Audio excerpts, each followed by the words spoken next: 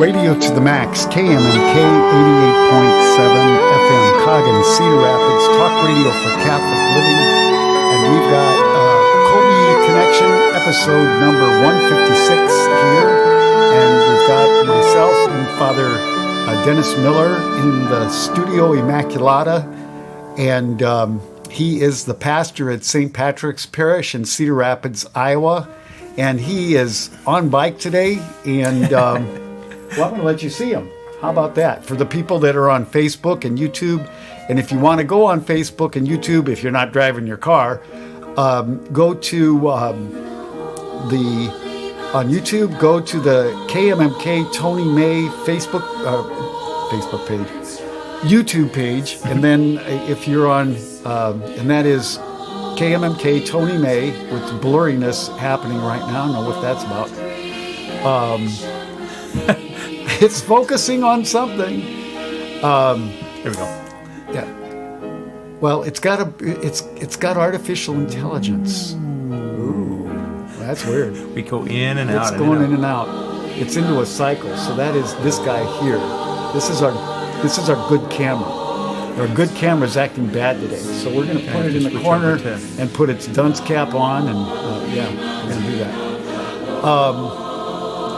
Okay, where was I at? So you're talking about YouTube page. So we're on the KMMK Tony May YouTube page, and we are on the Facebook page of KMMK 88.7 FM, and you need the period in there, and I would put no spaces because that seems to come up with it all the time. Again, KMMK 88.7 FM. And also, if you would like to stream the audio and you're getting bad reception sometimes, if you're listening to 88.7 FM, you can jump over to your KMMK-FM.org. I'm drawing a blank. What is that called? Webpage. Our webpage. There you go. Yeah. Go to our webpage and then go to Listen Now. And also there is and there's also a Spanish speaking page, but it's not it's not what we're saying now. They've got totally different programming. Yeah, there you go. So it's all EWTN. So we're just providing that as a service, and because we can do it. I can try and translate it as to just be making stuff up in the port. Yeah, they would do what? that. It's not even speaking Spanish right now. Yeah, so maybe we could do to that someday. Get a microphone down here and have a person kind of like doing sign language, but they're doing translation. Spanish translation. Yeah. And then another one I could do the German translation as well. Well, there you go. For our huge German audience. Yes, we have to come up with another streaming channel, though. .de. So we should start with a prayer. Thanks, Father. And I'm going to make myself scarce here for a minute. Tony will come back. He's going to make sure that we're actually broadcasting, because one time we were talking for 15 minutes on Facebook and YouTube and didn't realize nobody's listened to us on the radio until Sue called us up and said, hey, do you guys know? So hopefully we are. But today is an optional memorial. Optional memorial means in Lent, every memorial becomes optional, unless it's already optional, and then we are not allowed to do it. But this one is optional, but we are allowed to do it. So it's really strange, because it just got declared in 2015 by Pope Francis, who was the relatively new pope at the time. His name is Saint Gregory of Narek, Narek. Gregory lived from 950 to 1011. Saint Gregory of Narek was an Armenian monk, poet, mystical philosopher, and theologian.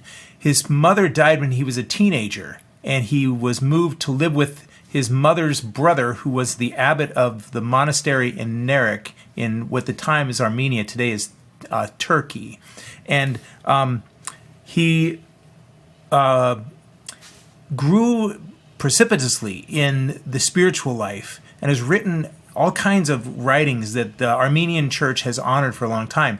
However, we, as in the Roman Catholic Church, split with the Armenian Apostolic church. It is an apostolic church. It's not kind of like when some church declares itself apostolic because they've heard the word apostle. It traces its root back to Jude Thaddeus, and somebody else went there and founded it in Armenia. And but we split with them after the Council of Chalcedon in 451 over the Filioque controversy. Some people say Chalcedon. Yeah. So what some suggested is there was this kind of wiping out of the whole. If you look on a globe, there is no country called Armenia. There's no province called Armenia. There's an Armenian quarter in Jerusalem, but it was sort of between Turkey, Iraq, and there was a genocide where basically most of the people lost their land. Kind of like the Hittites. Yeah. But in this case, they were the good guys. Okay. It was the Islamic horde that wiped off the Armenians. And to a point where in the Armenian quarter in Israel, in Jerusalem, there is what they call the upper room. It's one of 4 places that declared itself the upper room. They don't speak the Aramean. What was the language that Christ most likely spoke? Aramean or okay. Aramaic. Yeah. Is that? They speak Arabic. Okay. Yeah. So it's it's close derivation of. Okay. But not quite. Nope. But we walked in and our professor said, "We're Canadian." Because if we're American, we're going to get thrown out of this place, and they're probably going to spit at us. So we walked in, and he had to go downstairs to the upper room, which I know doesn't make any sense. They claimed that what's happened in Israel is every time that something gets torn down, you just build on top of it. And we're like, well, that's true to some extent, but I don't think that it was this high, that this would have been considered the upper room. But who knows? Anyway, this Gregory of Narek is a profound theologian. He's written some beautiful things, a commentary on the Song of Songs, a few other things, as well as like an instruction on prayer. And I was really hoping to find a PDF before I came in so I could find a real good nugget to share with you. And unfortunately, I couldn't. I can't find any, couldn't find a PDF of it. So next time we're going to grab Sue's PC. Yeah. And hopefully, this next week isn't going to be too bad, I hope, in terms of busyness. But instead, so it is, I just wanted to recognize him because he's, I think, the most recent doctor of the church. Now, maybe that's not true. Did somebody get declared? Yeah, somebody got declared that real recently. Oh, you're right. It's it wasn't John, the English guy. John Henry Newman. Was it Newman or was it Newman? I think it was. Yeah. And we'll see, when we finally get Bishop. He supposedly weighed in on the Immaculate Conception along with Pius IX. Oh, really? I don't know. I just read that somewhere. Okay. I'm hoping they're in the right time frame because otherwise I heard wrong. But yeah. The bishop from the 1950s who was on TV, Bishop Fulton Sheen. When they're moving on that, we're going to have a September. Is that they finally got it scheduled? No, they haven't got a date yet, but they got a month. Okay, so that's the first step. Yeah, they were saying that yes, it's going to happen, and now they've got a month anyway, September, and so who knows if in so it'll become a blessed. Yep. Okay. If then he'll eventually maybe someday be a doctor of the church, but we'll see. Right. Doctor of communication. Well, I'm quoting him in my little book here extensively on Fatima. I just recorded. I had him a television deal. Mm-hmm. I had to pay $9 for a month to see the video. Oh, okay. And then I just transcribed the whole thing. Oh, okay. So and then I asked him if I can get the copy, use the copyright on it. Sure. Whatever. They're not writing back, so I keep paying the $9 until they answer. Whatever. They figure if they, then they'll say, well, we're going to charge you $90 for it, and you already paid it, by the way. Mm-hmm. You can quit your subscription now. So, Gregory, I should complete my. Sorry. Part of what's happened though is John Paul II was the first to reach out to the Metropolitan the leader of the Armenian Church, they basically removed excommunications. It doesn't mean that we agree with each other, but it just means let's stop saying that you're totally wrong. Right. And this 2015 was Francis's, I think, attempt to also make another, like, we will acknowledge in the Roman Church this saint, even though at the time we had mutual excommunications imposed. Let's say this brilliant theologian, not only are we going to acknowledge him, we're also going to call him a doctor within the church. And to try and well, at the same time, Francis was, he was going out of his way to make people that weren't even Catholic possibly become saints. But I mean, for people that were genocided or they were murdered improperly. There's precedent for that with the in Africa. There was Anglican ministers working with Catholics in evangelization, and there was why can't I think of who that was? And the Anglican names were listed among the Catholics as martyrs. Right. But that was before the Anglicans went really wacko like they've gone recently. Anyway, unfortunately, I don't have the prayer for Gregory of Narek, but I do have an opening prayer, and it only took me 15 minutes to get there. What date was it from? Today, February 27th. Okay. Yep, so yeah. Well, wait, one more place. Yeah, it might be on Ibrevery. Okay.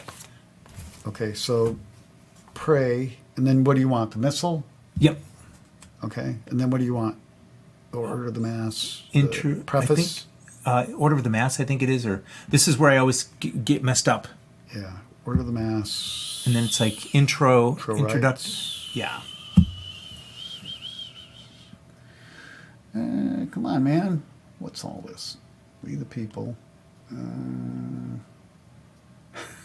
Maybe not. Penitential act. If you're looking and I'm looking. This is just a normal thing. Introductory rite. I don't want that. Credo. This is just the parts of the Mass. This is the order of the Mass. I don't want that. I want readings and prayers. I want entrance antiphon and collect. Collect? Yep. Doctors or, well... Entry? Yep. Well, this is just doctors. This is generic. Oh. Okay, so they must not have one specifically for them yet. In the name of the Father, and of the Son, and of the Holy Spirit. Amen. Almighty and eternal God, who gave your holy church Blessed Gregory as doctor, grant that what he taught when moved by the divine Spirit may always stay firm in our hearts.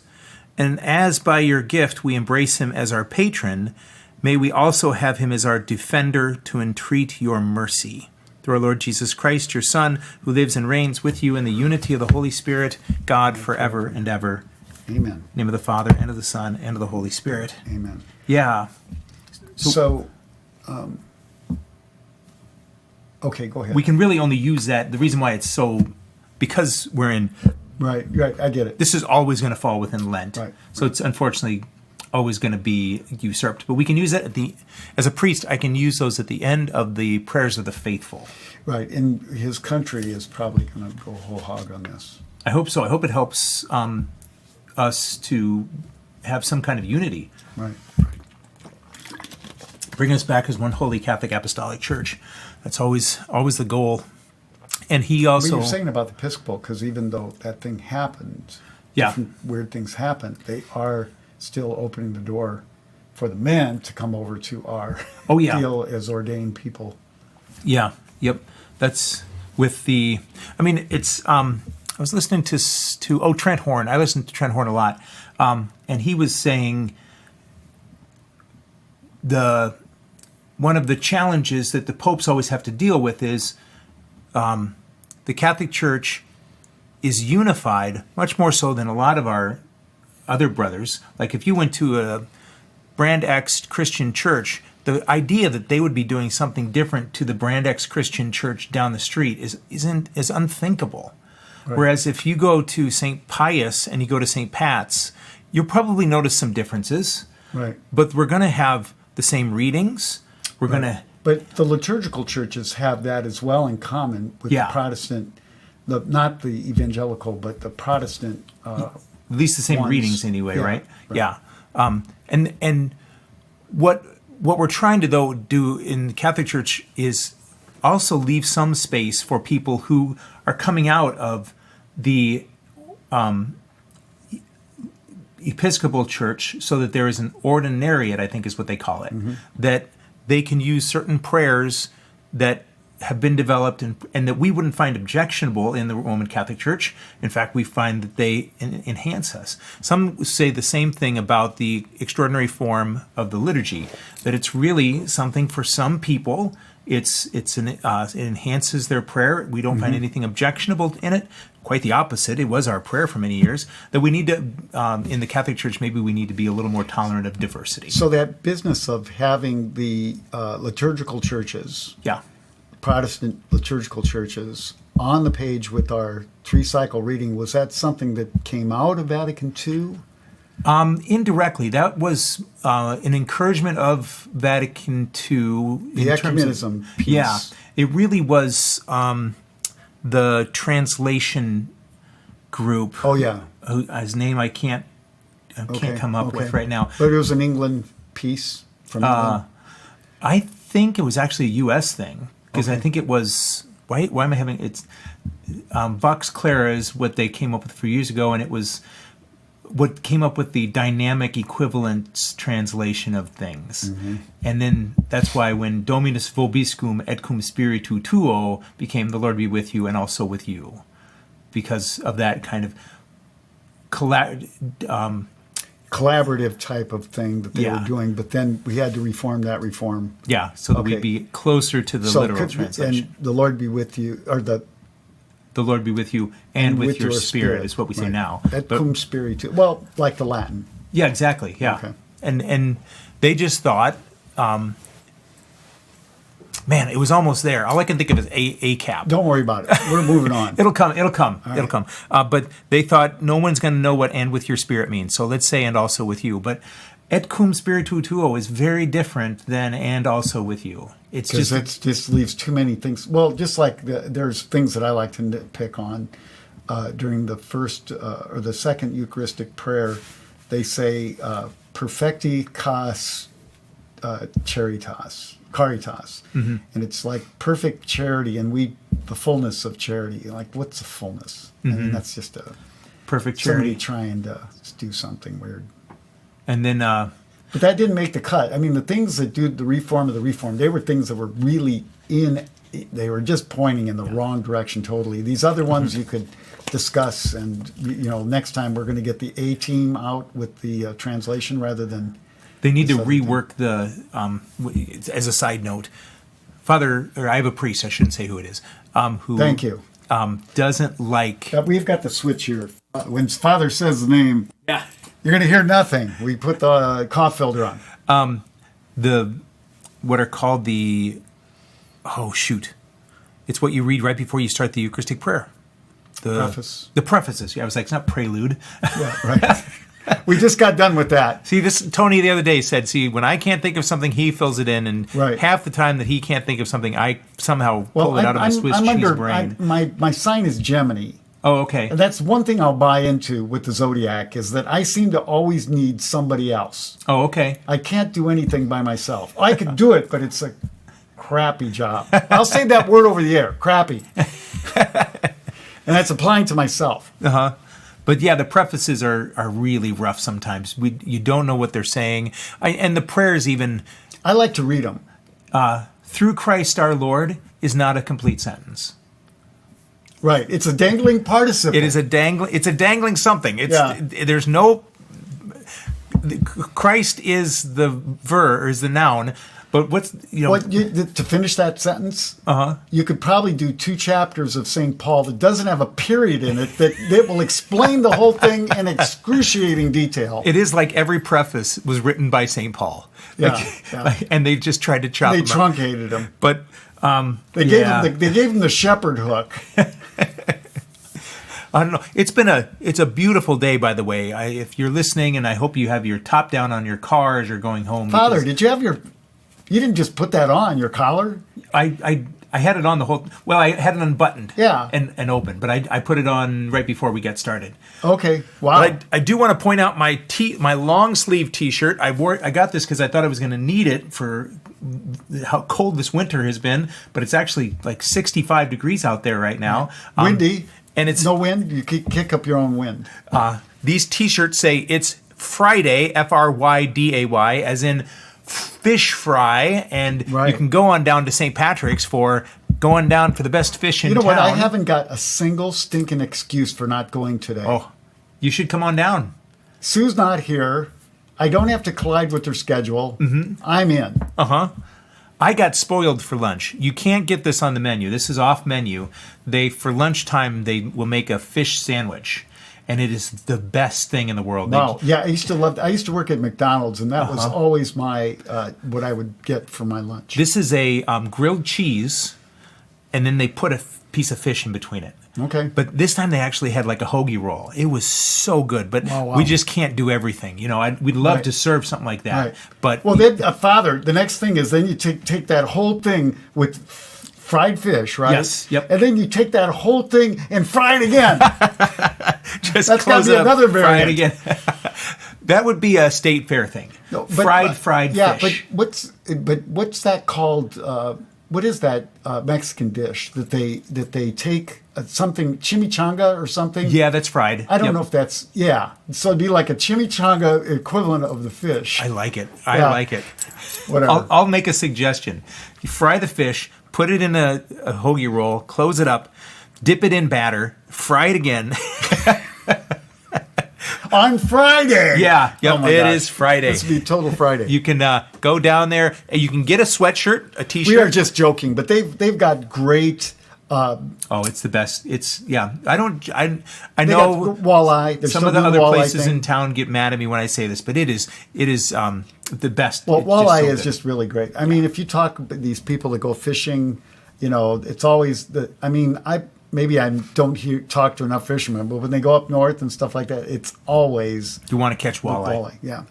Yep. And the other thing, Kenny Goodell and his son Dave and Deb. Daughter Kenny Deb was the guy that looked like an actual leprechaun. Yes, yeah, okay. He was our and Kenny. God rest his soul. He would pride himself that comes off. What lots of times happens is they freeze it. It gets thawed and frozen again before it gets to you. And he said one time it gets frozen on the ship and it stays frozen until it reaches us because that takes out moisture every time it gets thawed and frozen. Right. So he was very proud of his product. We get it so head on down. You can get 1 piece, 2 piece, 3 pieces, and you can get ice cream. And when I get there, I'll also be calling out numbers. So hope to see you tonight. In a creative way. Yeah. Okay. I have to decide. Last week I did the top 100 saints, and the problem was it was ridiculous because Mary was like 23. How about the top 100 Catholic songs, like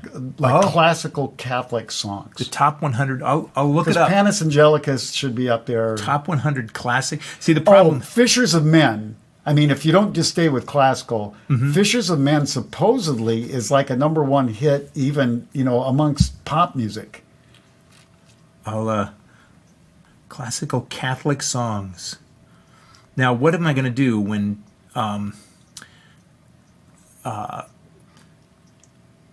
Mozart, the Jesuits, the St. Louis Jesuits? No, that's not classical. That's classical gas. Everybody was riding that wave on that, Glory and Praise, Volume 25th, 1, Volume 2, Volume 3. Is Abba Father. Okay. No. This is not classical. I just got a comment. I really think Stairway to Heaven is a wonderful Catholic song. No. It's an anti-Catholic song. Let's examine those words in that thing. It's definitely anti-Catholic. Just like, although some others have made the case that the Beatles song, Let It Be. Is that when I Mother find myself Mary in trouble? comes to me. Yeah, that it's but very Mary. supposedly his mother's name is Mary. That McCartney thing, if he does have something religious in his music, he is definitely going to bury it verbally because he's he's Irish. Yeah. I mean, come on, man. Whatever. Yep. We're listening to your lips, but we're not really believing what's coming out of it. And unfortunately, there's another substance that has the word Mary in it that, or at least that they're probably actually referring to, right? Well, in a sacrilegious way. In a very sacrilegious way. Right. Yeah. Yep. Okay. But that's yeah. Well, so just a couple of things on the table. We got a Fromm oil filter here, which I absolutely love. I mean, one of the things I should do more on here, which is one of the things that I'm really into, never read a word on this because I don't want to turn this into a frickin' frack, an auto show or something like that. But these... We could be like Car Talk. I don't know if you've ever... Yeah, but I mean, there's so many things in households that you just don't limit yourself to cars, but just household, like workarounds, cheats, bohemian, you throw... That's bohemian with a small b. All these different things that we have to deal with on daily life because we have to... Well, you're just talking about lights on your bike. Yeah. That's a case in point. There's so many things like that. Yeah, I'll show them. Well, on my... All right. Got something. Go ahead and talk about the... You got it with you? Oh, yeah, you got it on your backpack. Emergency equipment. So this is the newest thing that a lot of bikes have. Sorry, I should talk into the mic instead of 14 miles away. Where on the back of the helmet, there is a light.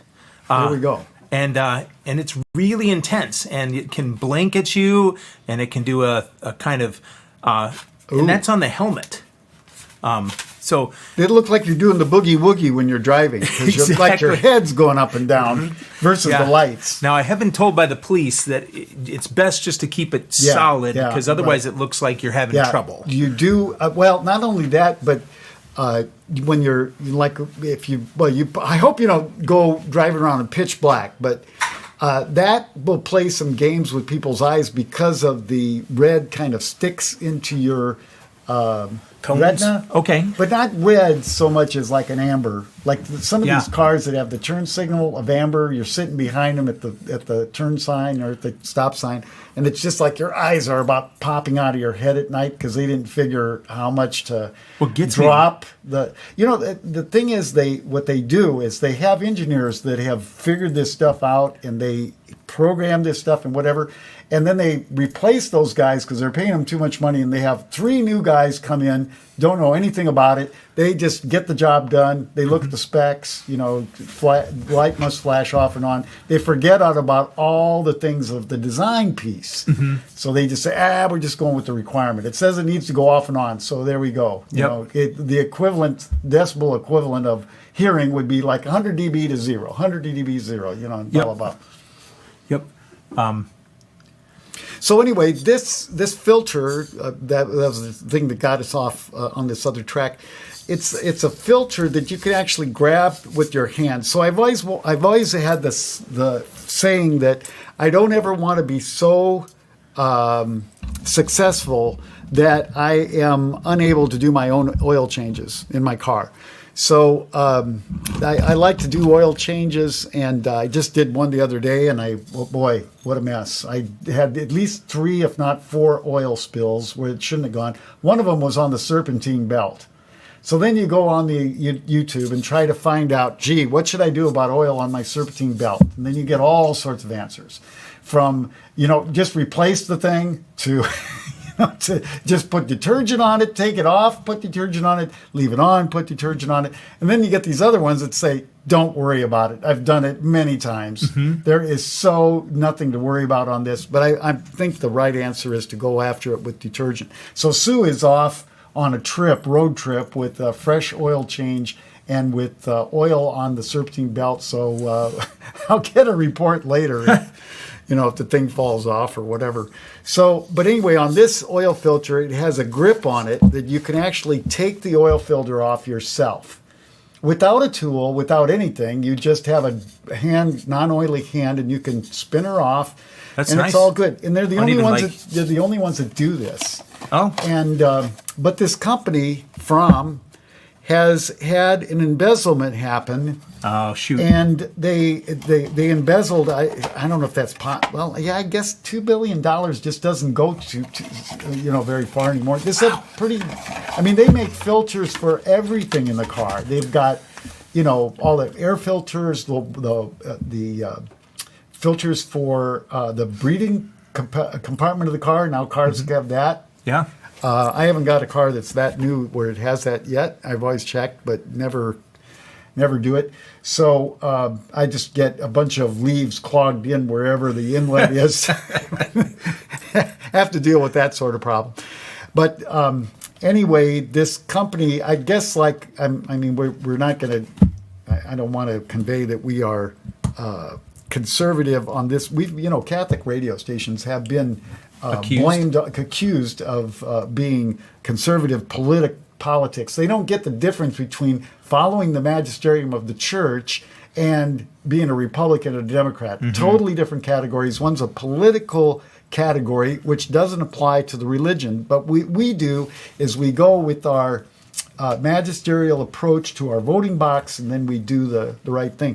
But anyway, as a quote, famous individual who I'll quote, Rush Limbaugh, he'll say something about some of these scandals, and he'll say somebody's got the money. All that preparation just to be able to say that one sentence without recourse. We don't get much recourse on here. So but if you do, 319-775-2579, 319-775-2579. And you want to call in, we could put your question on the air. You don't have to talk on the air if you don't want to. Or the other thing is call Father at St. Patrick Parish. Can you give the regular number out for that? Oh, yeah. Well, now it's a fish ordering place. No, but you could leave a message for you now, but you can... And then I have the hardest trouble remembering... It goes to show how many... I've got it. Here it is. 319-362-7966. Okay, say it again. 319-362-7966. You can find me on Facebook. You could call him, just anytime during normal business hours. Just don't call me late for supper, as they say. Right. Okay, so... I have another little quick thing to push. I have a book that I've been reading throughout Lent. It's called Return to Me. It's by Road to Purity. And Road to Purity is a group of people, an organization that's trying to map out ways for men who are, primarily men, but it's actually unfortunately increasing in women as well, who are struggling with impurity when it comes to looking at images on the internet, certain provocative images, as we say, and certain immoral actions, let's say. So trying to help people get out of that compulsive behavior. And this isn't directly related to that. It's just a good Lenten. Today was. You mean that group does that, but they made a Lenten guide. Yeah. Besides that. Yep. And it reminds me that next Sunday, not this coming weekend, but the weekend after that, is a Sunday where several churches are going to be talking. Not, again, in a way that isn't going to be scandalous for people, but is going to respect people in a way to try and help people who are maybe trapped in those compulsive behaviors. There we go. And I forget what we're calling it. I should remember. Let me pull it up because it's going to be a good, I hope, a really good thing. Come on, brain. It is Matt Selby. That's who is in the diocese that's helping us with it. He's also starting the men's conference, so please sign up for that. The Archdiocesan Men's Conference coming up here in March. Safe Haven Sunday. And lots of resources, digital resources, all kinds of things that will be helping people because it is rewriting our brain. The use of as Trent Horn called it, corn, but it's not really corn, it just rhymes with that, and the actions that oftentimes accompany it, that it is affecting our dopamine levels, which is in turn affecting our mood, which is in turn affecting a lot. So for men who are... Well, you know, I forget who said this, but one of the last attacks of devil on humanity is to the mind. Yeah. And in fact, of craziness, to be specific, craziness. And that you can tell this by the noise level that everybody lives in, how easy it is to drown out any conscience that may be speaking to you. And so... I can't believe... It's a big deal. I have... I'm not trying to toot my own horn here or anything, but I decided I'd give up watching TV or screens other than absolutely essential things. So if I... Kind of sounds like Exodus 90. Yeah, and I can't believe after a week how... The detox effect. Oh my gosh, and it's only been a week that I haven't just gone home, turned on TV, figure I'll watch one show, stream one show, and then all of a sudden 3 later, it's 11 o'clock at night, and I'm going, you got to go to bed, come on. And the brain is that just doesn't going. work when you're older, Father. That does not work. You fall asleep in the middle of the show? Well, you'll be falling asleep all day. Yeah. No, that already happens. Yeah. I feel bad if anybody's like, Father sleeps in adoration. I try not to. It's not a goal, but I walk in and I'm just thinking about stuff, and then all of a sudden it's 20 minutes later. I'm like, dang it. I'm supposed to use this time to communicate with the Lord. Yeah, but the Lord is communicating with you. He's saying that you need sleep. Yeah. And I've had such a good week. It's crazy because I got to hear confessions at Xavier yesterday, and that was an incredible experience. I love doing that. And I had a meeting last night, which I'm not always a good meeting, but it was a very productive meeting. Had lots of good interactions with people, but I think it's partly because I'm rewriting the brain a little bit, so that helps. Mortality. Yeah, you got to deal with it. Yep. See, I'm starting to do that now. In fact, I typically don't get enough sleep, and even when I get enough sleep, I'm still. It takes a while to when you get older. You can't just recover from a loss of sleep, like say for 2 days in one day. Yeah, it's like a 3-day affair, So that's just not. I'm still at the. It used to be 1 day for me, and now, So you're 2 day now. If not last night, but the night before, they were saying snow and rain. And I'm the crazy priest. I'm probably the only guy in town that wakes up at 4:30 when they're predicting snow. Because if I have to go out and move snow, even though a priest said to me yesterday, Dennis, you don't have to do that. You hire a company to do that. I'm like, well, but I defeat the snow. You haven't got an excuse. Let's just, you could say some words, but the bottom line, go ahead. It's my house. It's, when you hire somebody My house is a very, very, very fine house. The little Crosby, Stills, Nash and Young there. When you hire somebody to come in and do things for you, they're going to do it okay. But they're not going to do it the way you want them to do it. I'm going to keep singing this song if you keep going. 2 cats in the yard. Life used to be so hard. But you're right. I could go back to sleep yesterday. It's the days when I had to get up or didn't have to again. I got up, and then it was last week. Friday I was dragging. Saturday I was dragging. Sunday I was dragging. It wasn't until Monday that I finally felt like I'm back to kind of normal. You're right. So how many days? It was really... Sunday I was okay. From the last one of missing sleep. Yeah, I got about 4 hours of sleep on a Friday night.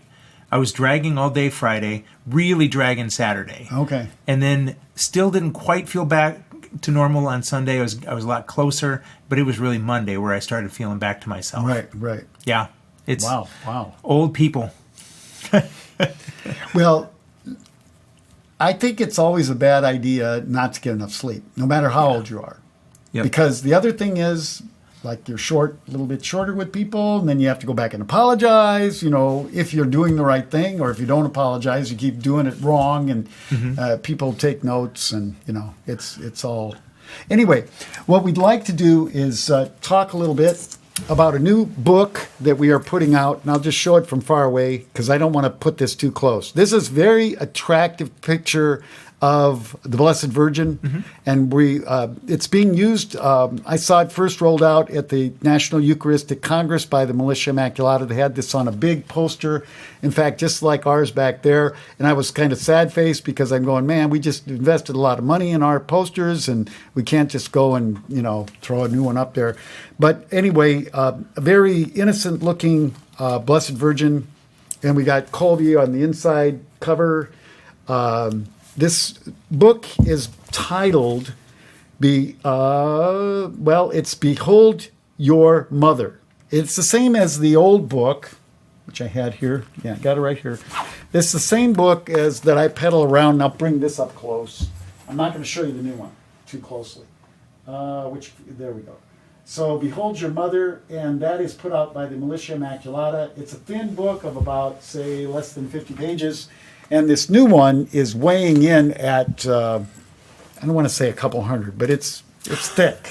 So this is double-sided. A couple hundred pages, maybe. Yeah. So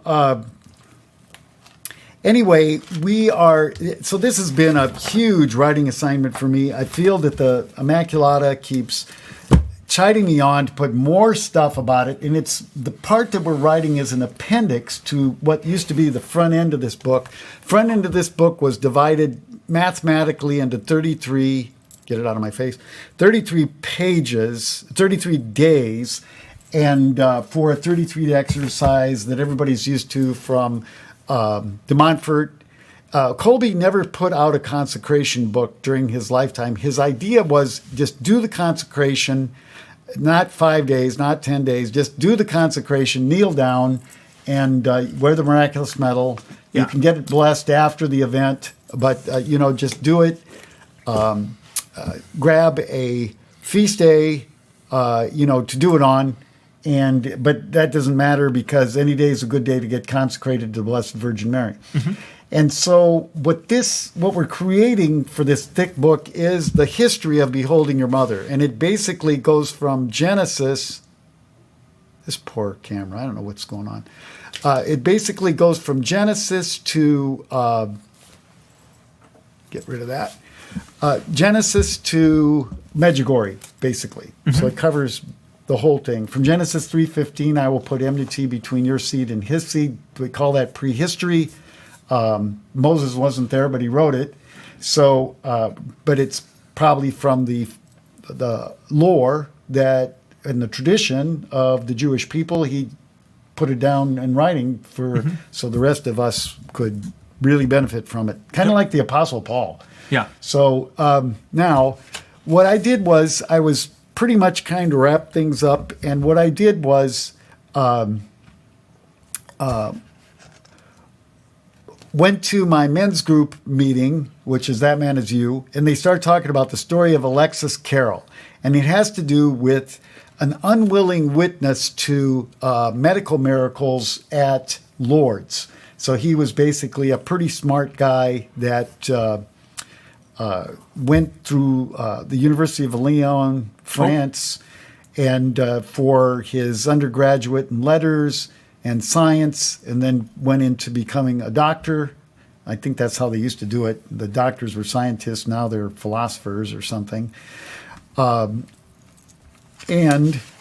is good. They teach people how to think. You want to have that. And so the first part of this just talks about kind of the history of Lourdes. And the history of Lourdes is that there were 18 types of 18 vignette type of apparitions, and they were for the virtues, theological virtues of faith, hope, and love, like we introduced the Rosary with. And then there were 15 other that represent all the mysteries of the Rosary. Back at the time, there were 3 mysteries, sets of mysteries. The joyful, sorrowful, and glorious. And there were 1 apparition per mystery that happened at Lourdes. And then after that, during that, there was the miraculous spring that with healing powers that came as a result of these apparitions. So since 1858 in Lourdes, there were 72 cures that have been recognized as miraculous. In other words, they've gone through all the medical scrutiny, probably through a lot of extra medical follow-up procedures that a lot of people don't want to afford. But there's been 7,000 dossiers of cures that are, quotes, not as scrutinized and what have you of that. A lot of times Catholics, like they'll have a near-death experience, they don't make a career out of giving speeches of it. They just move on with their life. This is more like a Catholic thing. They get cured and then they move on. They tell people about it, etc. But they don't sit there and let's see how much money we can spend to make this a legal, bona fide cure.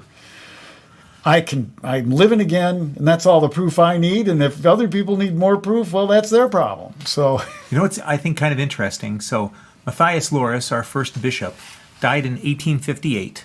Mm-hmm. So, when Lourdes started, we were changing from Loris to Smith or Smythe. I'm not entirely sure. And he was born in Lyon, France. Okay. Where Alexis Carrel was also born. It sounds like. Wow. So we have a couple. Well, it's good colleges, so smart people are going to come from there, and they're not going to send any old bishop over here. So, and of course, the cure to Ars, was from that same college as well. Okay. A little bit before. It would have been like in the early 1800s, I think, is when. Right. Yeah. But so he was.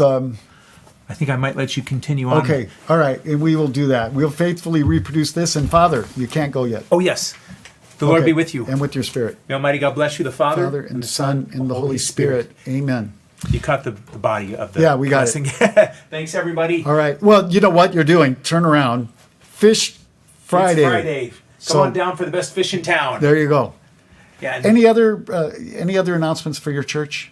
You're changing up the. You're going to change up the coffee klatch on Thursday after Mass. Oh, we're just going to talk about the Chrism Mass. Chrism Mass. Yep. Okay. All right. But I'm sure Scott will talk about this. But down at Immaculate Conception, they're having a mission on March 6th, 7th, so a week from today, and then it sounds really good. That man is used, or no, not. No, it's. It's something like that. No, yeah, it's a men's. The guy, the speaker is the guy in the pew, and he was at our last men's conference last year, and he was so impressed with it. He said, "This is more than just for men." Mm-hmm. He wanted to let him roll it out for the church. So and they do have a follow-on ministry that they're probably going to get into up at Immaculate Conception. But to learn more about that. Go to Immaculate Conception website or listen to Scott tonight at 8 p.m. telling you about the Kolbe Connection event calendar. Yes. And we repeat that on Tuesdays at 8 p.m., same thing. So back to the story of Alexis Carrel. Since 1858 in Lourdes, I talked about the miracles and the healings. And we also see the story of Alexis Carrel. A person is cured of a disease unexpectedly, unexplainably, if by anything except a miracle. The miracle extends to the individual's life and quality of their life. But additionally, another person, Alexis Carrel himself, has a miraculous cure as well. He begins to be separated from his practical atheism. This type of miracle, abundant at Lourdes as well, extends the individual's life eternally and the quality of their life for eternity. So, Father, is that a good way to say that? All right. So, he's on his way out. So, catch him at the fish fry. And catch me at the fish fry. Born to devout parents in Lyon, France, attended Mass regularly when he was growing up, and he was schooled by Jesuits.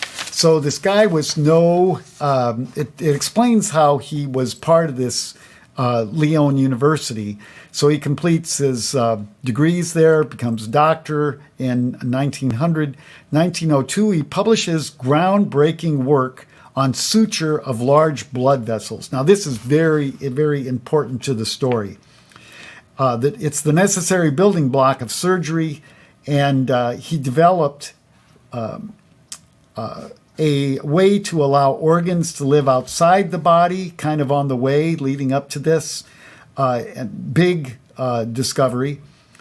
A huge step towards organ transplants, and he developed a new technique for cleaning wounds. This is why his opinion about alleged miracles at Lourdes mattered so much. And by the way, I'm reading most of this is from National Catholic Register, and they give credit to having pulled this thing from... I don't have that in the pages that I printed out here, but they give credit to Catholic Pop, I think it's called, Church Pop, Church Pop. And so,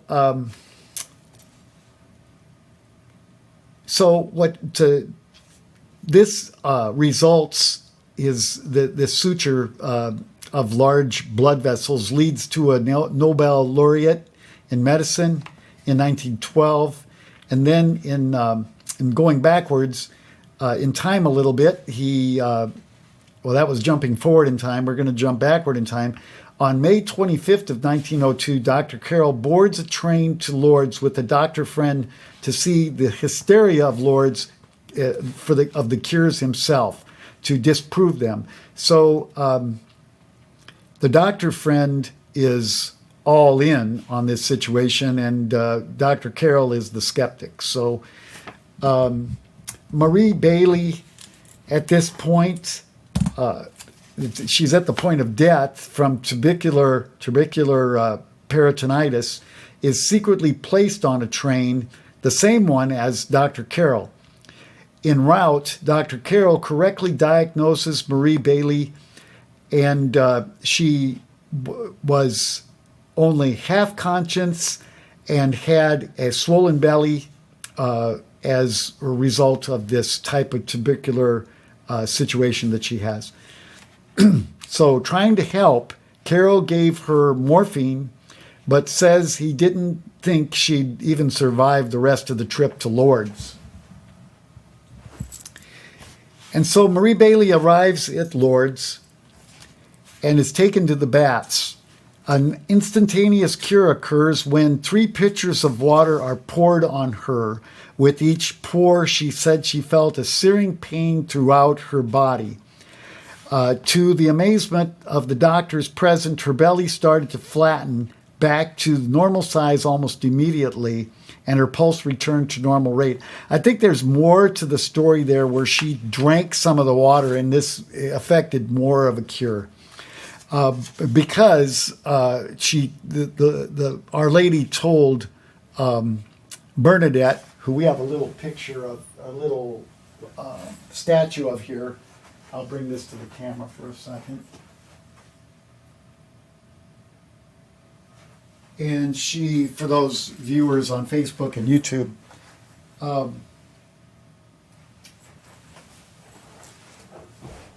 I think that's on camera, but you can't hardly see it where I normally have that in the studio. I got that at one of the shrines up north in Wisconsin. I think the Holy Hill, the one that's run by the Carmelite priests. By that evening, she was well enough to eat a normal dinner. So Dr. Carroll takes notes so fervorously that when he runs short of paper, he begins writing on his shirt sleeves. The scientist in Carroll didn't know what to make of it. He had to admit that everything he knew about medicine made it seem like her cure was indeed miraculous, but he knew that publicly claiming to have witnessed a miracle would ruin his career, just because of how things were in France back in that day. So he just kind of staying with those ideas of the French Revolution and such, and because of the force of the Masonic really had a grip. The devil really had a grip on France at that time. So Masons were part of that whole situation. So he just stayed quiet about it all. And I wouldn't say much about the Masons, but Maximilian Kolbe, our patron, was very, very against the Masons. And as far as I know, they've never reneged on the stuff that he put blame on them for. And then the other piece is they're a secret organization, so they can't tell you what they do. He didn't even want people to know he had gone to Lourdes. However, and then if you want to call in about that situation, if you're a first or a second degree member, don't bother with me, because they don't tell people on the low levels what's going on. However, Bailey's cure quickly became national news. News outlets reported that Carroll had been present, but that he didn't think there was anything miraculous about what happened. This wasn't exactly accurate, so he was forced to publish a public reply. In that reply, he scolded religious believers for generally being too quick to claim something unusual was miraculous, but he also criticized the medical establishment for ruling out the possibility of miracles, saying that Bailey may have been cured miraculously.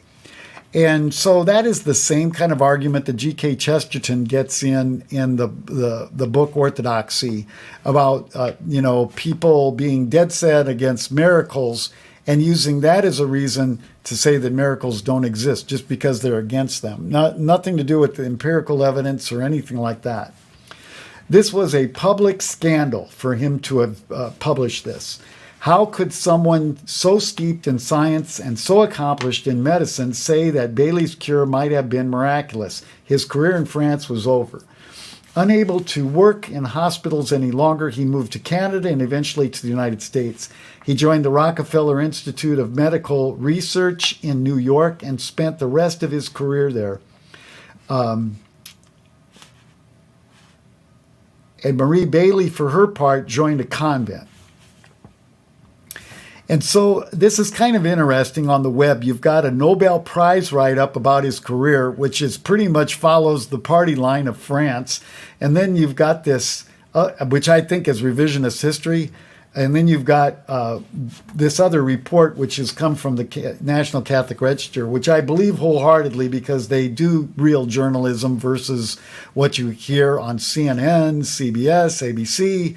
They kind of make it up as they go. If they've got any story whatsoever, they don't check it out in many cases. He didn't, and also there's a worldview that gets superimposed on top of the whole situation. And yes, we've got that worldview in ours, such as EWTN, National Catholic Register, Catholic News Agency. But the thing is they substantiate their claims versus not substantiate their claim. He didn't know what to do with it exactly, since fully admitting himself that he witnessed a true miracle at Lourdes would require him to rethink his religious beliefs or lack thereof. And so 1902 to 1944, he spends a 42-year period accepting the faith. And it's broken down into a couple different segments here. He reports the inexplicable, I'm not going to re-say that, cure, and is rejected by French academia. I'm kind of repeating myself here. Although the original apparitions at Lourdes had occurred in 1858, people in the early 20th century, as they are today, still claim to be cured by the water there. Despite the large number of alleged cures, the French medical establishment was firmly against the possibility that anything supernatural was happening. So Dr. Carroll moves to the United States and teaches at leading universities. I guess that's duplication. Dr. Carroll witnesses a second instantaneous cure. An 18-month child who has been born blind. And so he marries the nurse that was holding the child. And so being an unwilling witness from 1914 to 1939, at first and suffering for it well, he continues this journey of faith based on this politically neutral cure of the child. So he wasn't being used as a force to be used as a witness in this point. So, but the struggle continues for 25 more years. And then in 1935, he writes Man, the Unknown, which embraced the concept of eugenics. But twisting the intent of his writings, the Nazis use it to support the Nazi euthanasia program, codenamed Actonian, which was T4, code name for it, and that's a German word that I just said, which was the systematic murder of institutionalized people with disabilities. And so from 39 to 45, when the Second World War broke out, Carroll went to France as a member of Special Mission for the French Ministry of Health, a post which he held for a year. He then became director of Carroll Foundation for the Study of Human Problems, which was set up by the Vichy government. So I'm thinking that this is part of that. I'm going to have to check my sources on this, but I think this comes from the Laureate write-up. And I think that there's maybe some revisionist history included in here. Also in 39, the end of the long search of working it out in his heart and mind, finally he decided to meet with the Catholic priest to seriously consider returning to the church. And then in 42, he became friends with, and 3 years later he announced, I believe, he became friends with the priest. Excuse me, I'm taking a little drink here. And then I believe in the existence of God, he says, he announced, and in the immortality of the soul, in Revelation, and in all the Catholic Church teaches. So basically, he professed his faith in a baptism. And 2 years after that, 1944, he died, but not without receiving his last rites on his deathbed. And so God had brought him back just in time. That's what the National Catholic Register article says. And then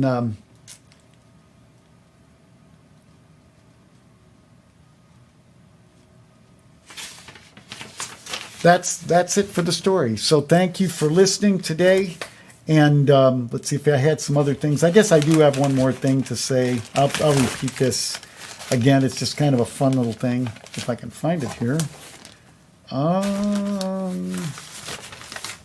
It is of...